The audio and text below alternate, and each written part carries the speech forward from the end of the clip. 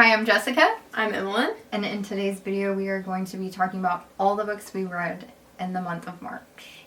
But first... No. It's February. But first, we're going to give you some stats. Emmalynn worked so hard to put this together. What are your stats, Shawty? First up, we have the amount of books. I read 8 books this month. One of them I will be finishing today, so like 7.5. I had 18 hours listened because I listened to 2 audiobooks. The first audiobook was All In, the second one was Bad Blood, the last 2 books in the Natural series. Not counting those books as pages read, I read 2,378 pages. If you count those books, I read 3,140 pages. I had 2 adult romance books, 1 YA fantasy, 2 YA mystery, 1 adult mystery, 1 YA romance, and 1 adult fantasy. Adding up to be 6 different genres. Alright. I had 3,247 pages, 9 books, one of which I'm finishing today. And as for genres, I had 6 different genres, 3 adult romance, 1 fantasy, 1 YA mystery, 1 literary fiction, which I never thought I would see the day when I would read literary fiction, but here we are. 2 adult thrillers and 1 YA romance. So, that being said, let's dive in. Let's get into it. Okay, the first book I read this month was none other than When in Rome by Sarah Adams. And if you want more in-depth thoughts on this, you can see this in our Reading Romance for a Week reading vlog. But this just follows our main character Amelia, who is a pop star. She decides to go on a little road trip by herself to kind of give her like a reprieve from her busy life, and her car breaks down in front of a house of a man named Noah, who is a local pie shop owner. And this just tells the story of their friendship evolving into a romance. But the highlight of this book for me was the small town feel. All of the side characters in this book just give total this is like adult Hannah Montana. I think I said that in my reading vlog. So I really love the small town aspect. Their romance was super great because he's like grumpy and she's sunshine, so they have a lot of kind of banter between the two of them. And I just love anything and everything that Sarah Adams writes, and this one was just a top tier 5-star read for me. And just as a sidebar, if you're interested in closed door romances, I would definitely check out Sarah Adams' books because they're all clean romances with no spice. Okay, my first book was One True Loves. Now that I think about it, I don't know if this would be a romance or a literary fiction or both. I feel like in Barnes & Noble it's in the literary fiction section. But it's all based on a romance, but it's not fluffy at all. Anyways, if you don't know what this is about, we follow our main character Emma, who kind of has a crush on this guy throughout her high school years. His name is Jesse. They eventually build a life together, get married. One day he goes on a trip and doesn't ever come back. He's in a helicopter crash. She then moves back home, falls in love with her childhood kind of best friend, and they're engaged when one day Jesse's body is found and he's actually still alive. He's just been on an island. It's like Castaway as a romance. And she's kind of like, am I supposed to like still be loyal to Jesse because in his mind we're still married and I've been waiting for him, but to me, like, I thought he was dead like 3 years ago. I love Sam. It's a long time. And it's quite the ride. I had a favorite person the whole time. I won't say who, obviously. But yeah, also in our romance vlog. I love this one more than I imagined. Okay, So then I kind of switched up things and went from a fluffy, laugh out loud kind of romance and went into a romantasy, which was a Fateinton Blood by Danielle Jensen, which just came out this week. So February 27th it came out. But I received it as an ARC from NetGalley, and I just I do this sometimes with especially fantasy books. Like, I push out reading them for some reason because I'm interested to see what the covers look like. And if you haven't seen the cover of this book, it's really beautiful, and it has like metallic blue sprayed edges, so I do think I will buy it because I really liked it. So this book is a fantasy book set in like Viking Dane times, and we follow our main girl Freida, who has a special gifting in this world. Different people have fates gifted to them from the various gods, and so she has a gift from the gods that makes her a shield maiden, so she can like project a shield and it will keep the people around her safe. So she's at the beginning of the book in this terrible marriage with this guy who's basically like her father married her off to. He treats her really bad, and then come to find out the local governor, we'll say, of this area finds out that she has this gifting, so he wants to use her to like his own advances politically and eventually make himself king. So he like breaks her marriage with this other guy and is like, you're gonna marry me, even though he's already married. But this just follows like a lot of political not really intrigue, but just like war and how people use war and like what do you call it, like invading different places to their advancements. Politics. And, yes. And also how she, like, her whole life is just used as a pawn for other people. And so she eventually, you know, has to come to a place where she's like, I'm tired of this. And then we have a conflict because she's really finding herself falling for this governor that she's now married to's son named Bjorn. And so the romance is like heavy between them because they're kind of like obviously forbidden from being able to be in any kind of relationship because she's like his stepmom essentially. So yeah, it was really good. I love anything with like Norse mythology. I love The Last Kingdom. That's one of my favorite shows. However, this is an adult fantasy. There is, I would say, a medium amount of language, and there are, I think, 3 open door scenes, so just be aware of that if that's not something you're wanting to read like myself, but they were very easy to like skip over because you knew when they were about to come. But overall, I really enjoyed this. It was right up my alley. I plan on continuing the series, and I would say it was probably a 4.5 star, not quite 5 because of the spice for me. Okay, the next book I read was All In by Jennifer Lynn Barnes. This is the 3rd book in the Natural series, and I feel like I like this one more than most people did. It's set in a casino, so naturally I just felt the Percy Jackson vibes the whole time. And also something about it gave like mafia vibes to me, almost like a lighter version of the Batman movie. With like, there's a lot of like family like relationships that are tried to be kept under wraps, and this one I feel like their lives were also threatened immensely. So it was just very interesting, and you find a lot out in this book, so I liked it a lot. So that's not the last one you read. Okay, so like what would you give it as a star rating?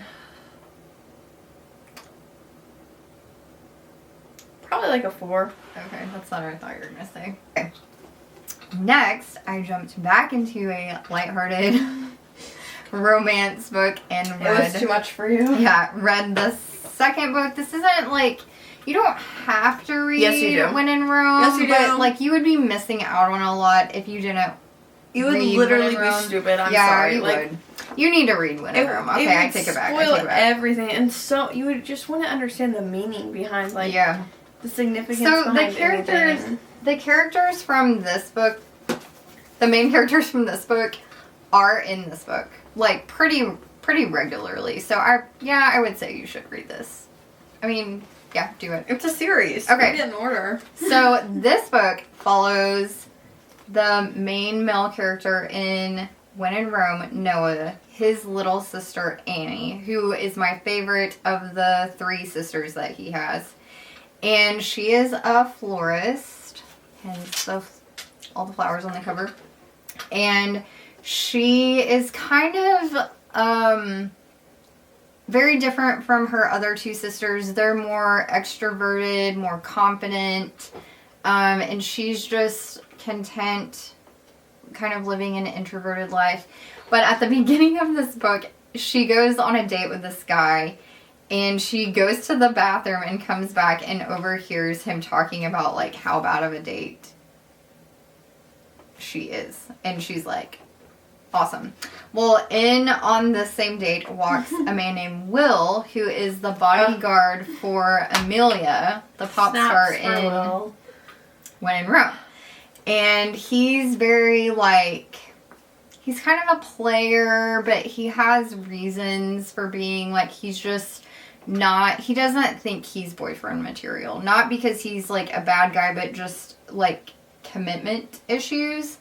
And so, long story short, he becomes her dating relationship coach because he's had a lot of experience. And just like the dialogue between them, their banter, like the way that she comes out of her shell only when she's around him. Her inner dialogue is also hilarious and very relatable. But honestly, of the 2, they're both 5-star reads. But I think this one would be like a 6. That's what I was gonna say. I think this one would be a 6-star. I love this book. Like I could reread this right now. I don't know why. I don't know why, but read it. Read them both. Do yourself a favor. If you need like a pick-me-up in your life, if you need to laugh and just forget about what you're doing, read these books and I promise it will do it for you. Okay. This is my biggest disappointment of the month or ever.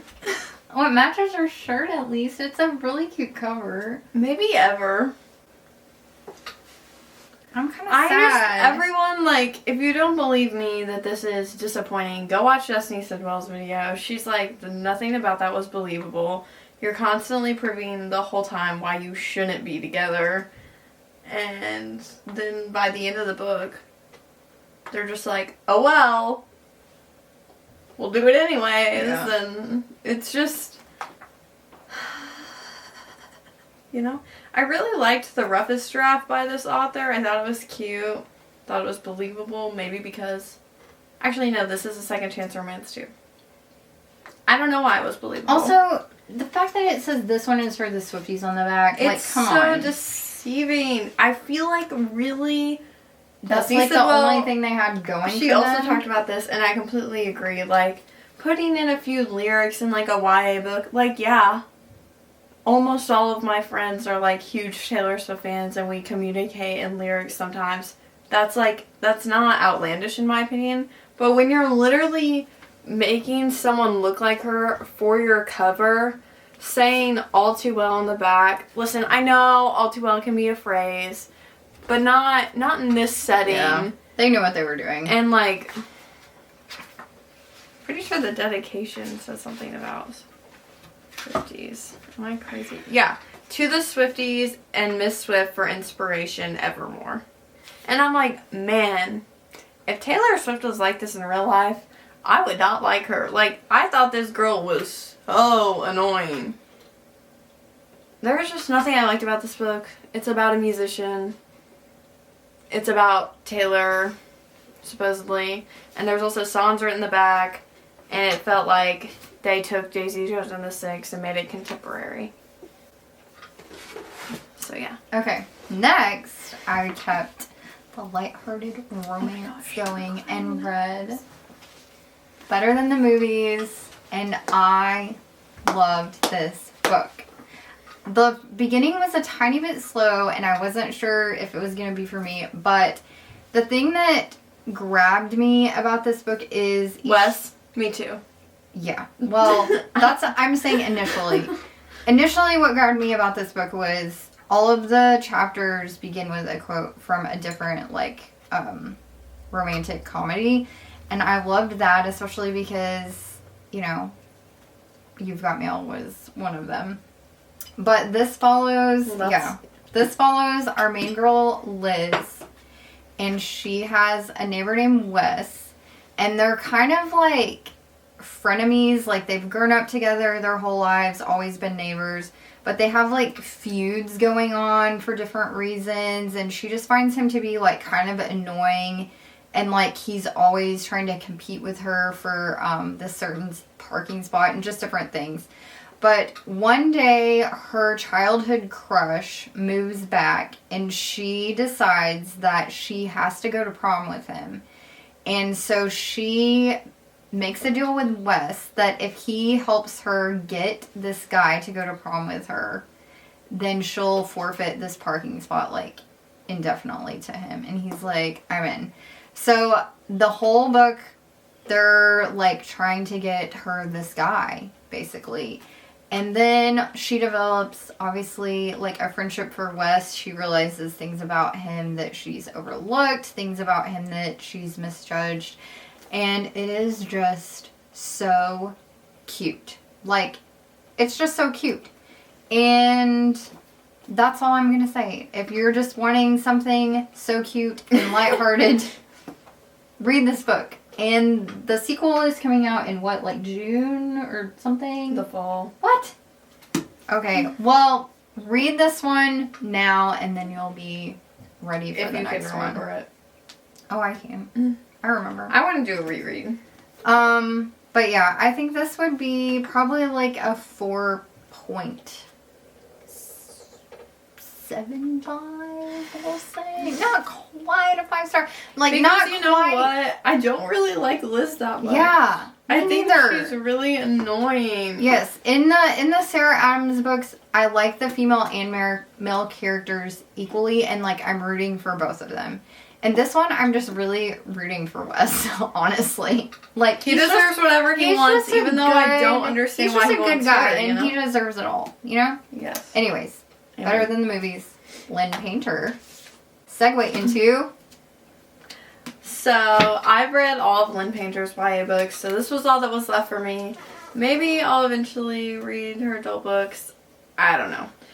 So, this book follows... What are their names? Charlie, Bailey, and Bailey. I just wanted to make sure that wasn't the friends' names, because basically in this book, they make a bet that two of their friends can't just be friends. A guy and a girl can't just be friends. They are no, well, our main guy, Charlie, he's no, they're going to end up together by the end of blah, blah, blah. And she's no, they're not. And they, make a bet on it. And then eventually... I'm betting on you. Not them. We can't stay friends. And, it's just a little silly, goofy book. My only complaint with this is that I feel like it had way too much going on. Mm. So many side plots. I feel like there's probably plot holes I can't even remember because there were so many plots. Yeah. Overall, I loved it. It's Lynn Painter. Obviously, it's good. The covers just make me so happy. The cat with the little heart on it makes me so happy. Oh, also, the main character is not a redhead. So why does she have red hair on the cover? And you know what? I feel like the main girl from The Do-Over doesn't have red hair either. And there's red on the cover. The guy's exactly how I pictured him, exactly how he's described. So I don't know, but Lynn Painter is blonde, so, Liz has red hair and better than the movies. Yeah. But, Lynn Painter's blonde, so, what's your obsession? Maybe her kid has red hair. But just, they make the character have red hair. Yeah, why are you, Bailey's brown hair? Oh, wait. Like, I remember reading about her dark hair, and I was like, oh. Let me look at the cover really quick. It's like it is. I don't know. Maybe it's when you line it up next to the other ones, they all look the same. Yeah. Like, if it's auburn, sure, that's not how it's described, actually. So, let's change this, and I'll be happy. That's just my OCD-ness. If you don't notice those things, you'll like it.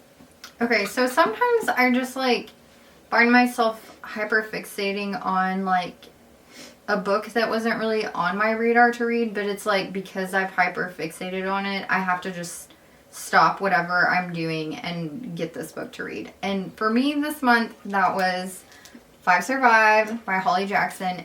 Side note, I went to multiple places to try to buy this because we have all of her other books, so I was like, oh, I'll just go ahead and buy it, and I couldn't find it anywhere, so I ended up getting it from the library.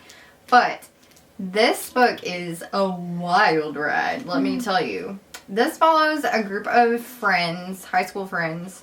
Well, it's like 3 high school friends and then some of their siblings to kind of act as chaperones, but they're on a road trip for spring break in this RV.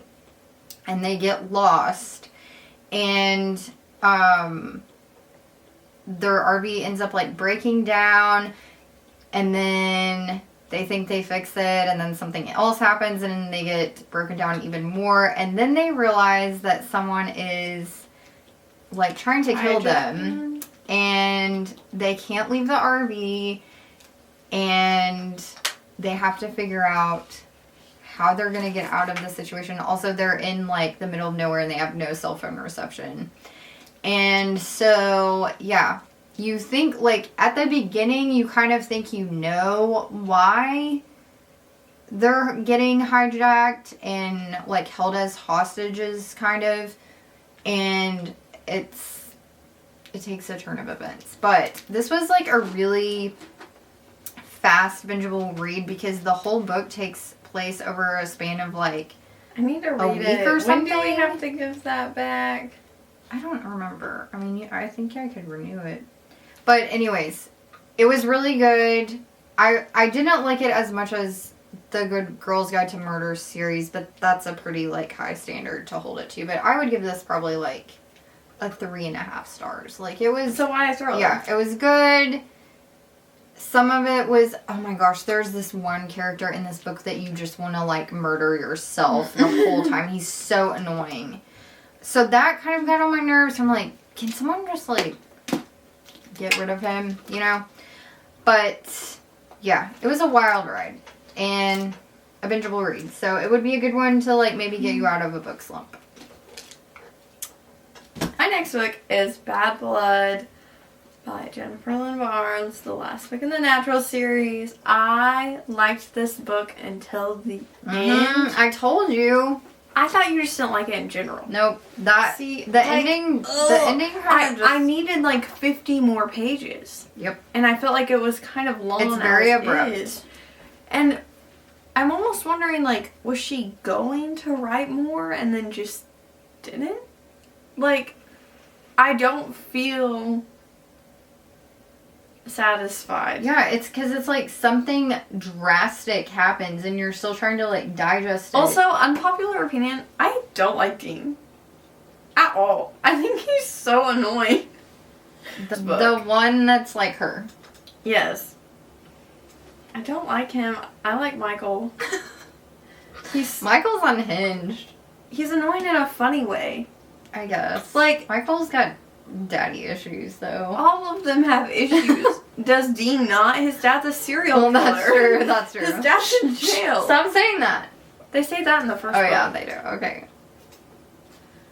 It's like the first 2 chapters, because Dean's, like, working out in the gym to punish himself when she's touring the house, and they're like, she's like, what's wrong with him?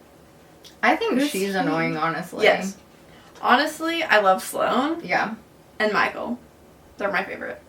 Anyways, it's just, the audiobook is a 10 out of 10 for me. But yeah, the ending, this is like a 5-star series, but this is a 3-star book. Yeah. Okay. So that's that. Next, we both read Freida McFadden's newest book, the teacher. And we have a whole reading vlog dedicated to this for a very detailed, in-depth, emotional spoiler and non-spoiler. This book. Yeah. Wow. So this follows our main girl, Addie, who is a high school student.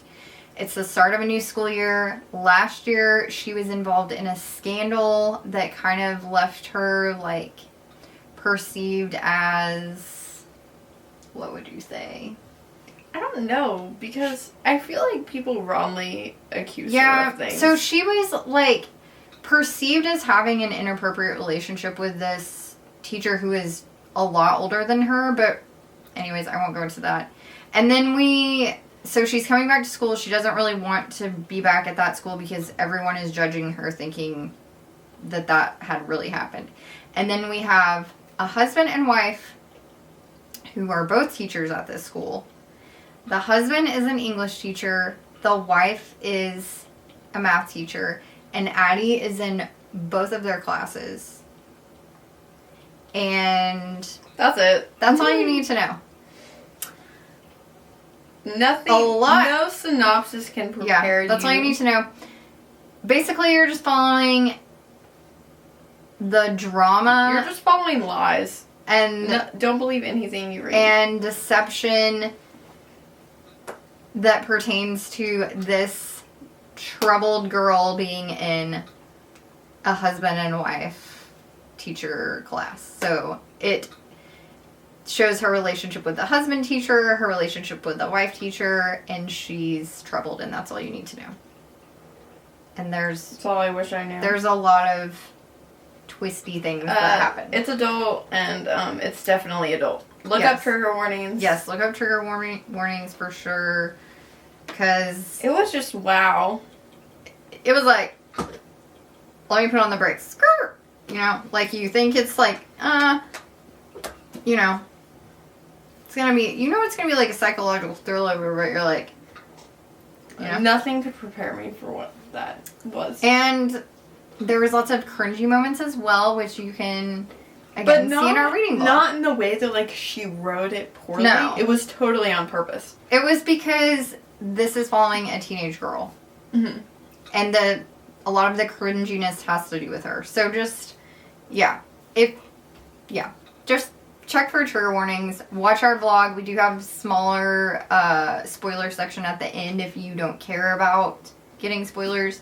But yeah, I don't know what I would rate this.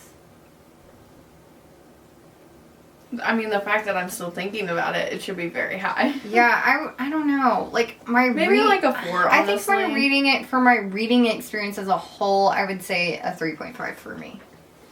Next, I think this is my first ever literary fiction book, and I don't know why I decided to read this, but the library had it, and I was like, I kind of want to be vibey and vibe with this book, you know?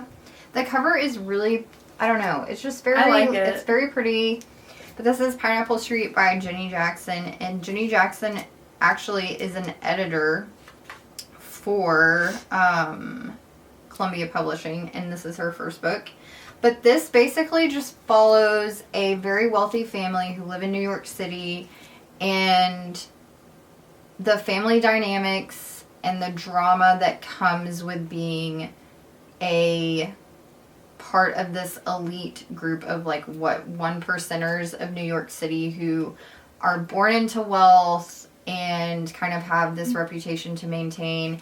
And so it follows the sisters of this family, and then it follows the girl that the brother in this family married, so the sister-in-law, daughter-in-law, and just like their relationships between each other, their relationships like outside of their family, and there's just a lot of there's drama, but like not, I don't know how to explain this, but because it's almost like you're reading their diary, just like their daily comings and goings, going about their life. And I really like how it ended, but it was a little slow. So for that, I would probably say it was like a 3.5, but I did really enjoy reading a literary fiction book, and I'm interested in reading more. Okay, next up, I feel like I have a yawning segment in every video. Okay, next up we have Powerless. And after the Breakup Tour, my expectations were so low for new releases, but oh my gosh, I'm broken. Why did no one tell me that this ends on such a cliffhanger and that the next book doesn't come out till July? You know, it's just rip headphone users. But I'm sorry, I just don't even know. What's this even about? I don't really know. I don't even know what to say. So, we follow Payton, and in this world, there's ordinaries and elites. Elites have, like, different levels of powers. You can be, like, a psychic, which is, like, a mundane. You can be a silencer. You can have, like, fire powers. There's just, like, a bunch of different things. And in this world, ordinaries get killed because the king has, like, spread that they are a plague, and they're, like, infusing elites' blood when they get married, and then they're making less elites. And so soon the world is just going to be ordinaries. So to survive, Payton's father helped her kind of master an almost psychic ability, but she isn't ordinary. So just teaching her how to read people. She could basically be like an FBI agent. Like, she just looks at you and is like, I can tell your husband just died. And so she convinces people that she's a psychic so she doesn't get killed. And one day, she saves the prince's life without knowing it's the prince after stealing from him. He gets attacked by a silencer, and she helps fight the guy off. And then, a few days later, these soldiers come to her house with her name on a list to participate in trials, which is basically like the Hunger Games, but they drop you in, they give you a goal, and you're not allowed to leave until you complete that goal, and then they pick you up a few days back at the palace, have some balls, go back to the trials. It's just like, there's 3 different trials. And then we follow Kai, who is the prince that she saved, and he also has to participate in these trials because he's the second born prince, so he gets title of enforcer. He's like in charge of everything battle related. He's the one that has to interrogate the prisoners. And so to earn his role as enforcer, his dad is like, well, you gotta compete in these trials. Good luck surviving. And so they kind of have like a bit of a friendship because she already saved his life. But so there's just so much more that I can't even like explain that wouldn't even be a spoiler. There's just so much going on. But it's still POV, and I love a man's POV in a fantasy book. It's just so entertaining. And he's like super witty and kind of annoying, but she is too. I just don't, if you've read it, message me on Instagram or something. We can cry together that we were stupid and didn't look up if it ended on a cliffhanger. Okay, the next book I read was by another one of my beloved authors, which was Courtney Walsh, and I read My Phony Valentine, which was perfect for the month of February. It's free on Kindle Unlimited, and she has another book set in the same series coming out. Has it already come out? It's called My Lucky Charm. It's on Kindle Unlimited. Okay, it did already come out. So why wasn't there like a New Year's one to kickstart January? Yeah, I don't know. But this follows a hockey player. So if you're one of those girls that's into a hockey romance, this could be for you, I guess. I've never read anything else involving hockey except Beartown. So. But so this follows the hockey player named Dallas. And the female character, her name is Poppy. And Poppy is a restaurant owner in this little small town. I think the town is called Heartland, actually. Don't hold me to that, but it is something like that. She's a restaurant owner in this town, and she has, like, kind of a skewed reputation because of something that happened to her that wasn't her fault, but people just think that it was. But one day she's in this coffee shop and this girl that she went to high school with comes up to her and she's just mean. This girl is just mean to her. Like for no reason. Like, she is a mean girl and she's like, oh, look who it is. And she's just like to her face, just degrading her, tearing her apart. And then she says something about how she doesn't have a boyfriend. Well, she's like, yes, I do. This is my boyfriend. And there's this guy in front of her in line at the coffee shop. And she's like, isn't that right, honey? And he goes along with it. Well, it turns out he is this famous hockey player and she didn't even recognize him. Obviously. And then the girl recognizes him and she's like, I don't believe you. That's not your boyfriend. Like, he would never like you. And so this whole book is a fake dating trope because not only does she have to keep up the vice of him being her boyfriend, but he had some bad publicity because of some poor decisions that he's made, and so he needs his reputation restored, and so his publicist thinks it would be good for his reputation to be with this small town, just your hometown, I don't know, all American girl. She's not wealthy, she doesn't come from a lot of money, she's just from a good old small town. And so this whole romance is fake, but they're both doing it for different reasons, and she really needs the publicity also for her restaurant that's kind of floundering at the time. So it's just following their fake dating romance. It's super cute, very clean. All of Courtney Walsh's books are closed door as well, and I just loved it. It was a good time. I have nothing bad to say about it. I would read anything Courtney Walsh wrote and will write. So, okay. My last book is Encyclopedia Fairies, which I have not finished yet. Just have a little bit left. And you see, I love this book, but you just have to be in the mood to read it, or your expectations are skewed, or you're like, oh, what are we talking about? I zoned out the last paragraph. You really have to pay attention. And so, you can't skim over it. Yeah. Which doesn't affect how much I like it, but I just know oh, do I want to read this right now? No. That's okay. Yeah. I don't want to mess up how much I enjoy this because the writing is really pretty. I love my boy Wendell. Yes. He's such a goofy little guy. I love the cover, love the spine, love the back, love the inside. And it's just a 10 out of 10. I really just also want to read the second one because I feel like, I know you like this one more, but I think I'll like the second one more because I'll have a grasp on things and we'll be somewhere. Right now, it's honestly feeling a little lonely, it's just mainly just Emily and Wendell. There's not really anything else going on, and a lot of it is just descriptive, and I just need some more people to liven it up. Yeah. Okay, the book I'm going to finish today, I'm 70% done with, but that is First Light Wins by Ashley Elston. I think this was a book of the month pick either in January or December, I can't remember. But,